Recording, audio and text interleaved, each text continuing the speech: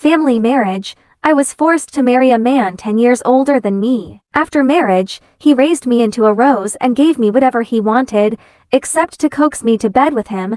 How I cried, he would not let go. Men have a lot of money and a lot of love, so he also completely took my heart. It was not until I found a picture of his first love in his wallet that I realized that among the many celebrities, he only agreed to marry me, but because I looked a bit like Serafina.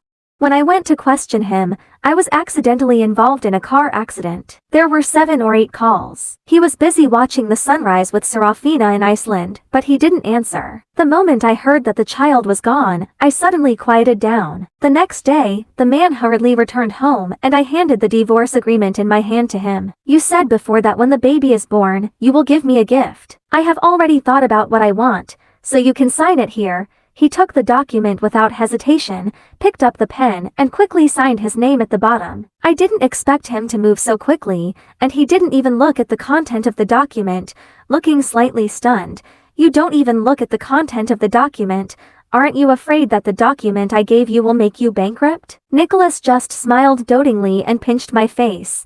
Mine is yours, and when the baby is born in the future, it will be ours. As soon as I finished speaking, I smiled. It's a pity that this time I want freedom. Before I could speak, I was interrupted by a bell. It was Nicholas' phone. Although he moved quickly, I saw it at a glance. On the screen of his phone, the conspicuous name Serafina. I have something to do in the company. I'm going to answer the phone. He put away the phone naturally, and when he saw me nod, he turned and walked towards the study. After taking a few steps, he suddenly stopped and looked at me who was still standing there. By the way, you have called me so much these days, is there something wrong? I suddenly felt pain in my heart, and finally shook my head. It's okay. Hearing my answer, he didn't ask any more and went straight to the study. Nicholas's back disappeared from my sight as the door of the study was closed. I smiled at myself. It was nothing, but there was a car accident and the child was in danger. Looking at the signed divorce agreement in my hand, I laughed at myself. Nicholas, since you love her so much, then I will return you to her forever. I took out my mobile phone and called the lawyer just now, and the phone was connected soon. I was the first to say, Attorney Davis, the divorce agreement has been signed. When will I get the divorce certificate? On the other side of the phone, Attorney Davis didn't seem to expect the agreement to be signed so quickly, and he was a little surprised, but the lawyer's professionalism still made him suppress his curiosity. If you go back and go through the procedures, it will take another month. After getting the exact time, I handed over all the matters of the divorce to the lawyer to handle. After I hung up, I set a 30-day countdown on my phone. Nicholas stayed in the study that night. When I walked out of the room the next day, I happened to see him wearing a suit and ready to go out. Seeing me come out, his movements stopped, and after a while he returned to normal.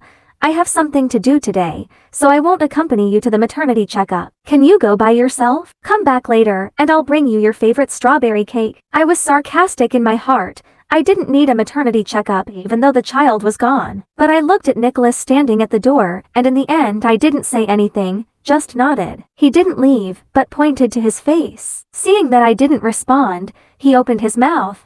Forgot to leave the kiss? When we first got married, we agreed that every time Nicholas went out, I would give a farewell kiss. But at this moment I just shook my head. Aren't you in a hurry? Just go first. The bigger the little girl, the less clingy she is. Nicholas laughed, but he didn't insist anymore and went straight out. Not long after he left, I changed my clothes and went out. It's just that I'm not going to the hospital, but to a lecture in Lyon. I heard that he just returned to China and gave a lecture at school today. When I arrived, it was already a little late, and the people in the auditorium had not left yet. The people left behind were all gathered together, and the person in the middle was Leon, the protagonist of this lecture. There were too many people around him, so I looked for a while and saw that the crowd did not disperse, so I was ready to leave first. Just as I turned around, a voice full of surprises came into my ears, and the voice called out my name. I turned around, and Leon was struggling to squeeze out of the crowd. Evelyn, long time no see. I smiled at him. Senior brother, long time no see. The two of them exchanged pleasantries for a while, and then I hesitated to cut to the point.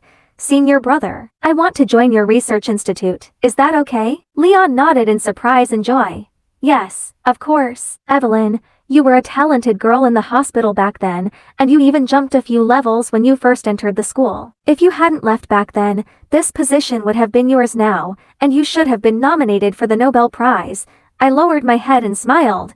At that time, my parents thought that girls don't have to work too hard, so they found a reliable man for me to marry. But now I'm going to get a divorce and live the life I want. Leon and I were chatting when a familiar voice suddenly sounded behind me. I subconsciously turned to look and saw a familiar face. Nicholas was wearing a suit and looked at Leon standing next to me with a dark face. He was always calm, and this was the first time I saw jealousy in his eyes. But why was he jealous? He clearly only had Serafina in his heart. I put aside my thoughts and introduced Leon first, then Nicholas.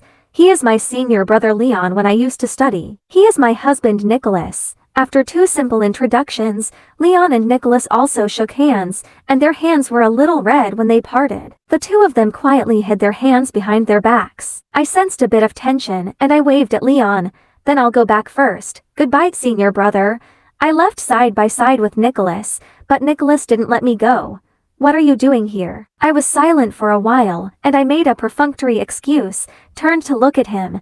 "Didn't you say you were busy today? Why are you here?" When I finished speaking, I habitually walked towards the co-pilot, but the co-pilot's window slowly lowered at this time, revealing a face I had never really seen but was not unfamiliar with. Nicholas' face did not change at all, and he explained, "I met my friends from the past, and we are catching up together." In a normal explanation, my eyes fell on Nicholas' hand carrying snacks. I suddenly remembered that he was also a student of this school, and now it seems that Serafina is also. "Hello, my name is Serafina. Are you Alex's wife?" "What a young and beautiful girl." Serafina waved at me with a smile, and my tone was intimate. I nodded, and seeing that Serafina had no intention of getting up at all, I went directly to the back seat. Maybe it was because I gave Serafina the courage to give in. She sat in the back seat without me in the car, and started to fight with Nicholas as if no one else was around. Serafina's arms were the snacks that Nicholas had just handed him, and he smiled and picked up a piece of cake and fed it to his mouth. "Alex, the taste of this jujube cake is exactly the same as before, you can try it too." Nicholas focused on driving, and didn't think much about it. He turned his head and took a bite on the jujube cake he handed over. Then her coquettish voice rang out in the car. "Why are you so careless? You bit my hand." There was a smile in Nicholas's eyes, and he looked up, and suddenly his eyes met with mine in the back seat through the rearview mirror, and panic flashed in his eyes several times. He quickly pushed Serafina away and asked me, "Do you want to eat?" I took my eyes back and shook my head. "I don't eat these." Serafina began to talk at length. "It's really not delicious. I think when we were still in school, Alex often went over the wall to buy food for me. In the beginning, Alex was still a good student in the eyes of the teacher, and he knew nothing about climbing over the wall. Every time he climbed over the wall, he would get hurt. I said it wouldn't be so troublesome, but because I like to eat, Alex actually learned to climb walls specially, and he didn't get hurt again." Serafina was nostalgic for the past, revealing how good Nicholas had been to her in the past. She kept glancing at the rearview mirror, wanting to see my displeased expression, looking forward to my reaction. But I just listened silently, not saying a word and never expressing any opinions. Finally, I had to give Nicholas a sarcastic look and say, "Your little girl has a very good character." Hearing this, Nicholas chuckled. "Yes, very good." I got out of the car, but Nicholas was still sitting in the car, not moving. He lowered the window and said, "I have a reunion with Serafina later. It's not convenient for you to go when you're pregnant,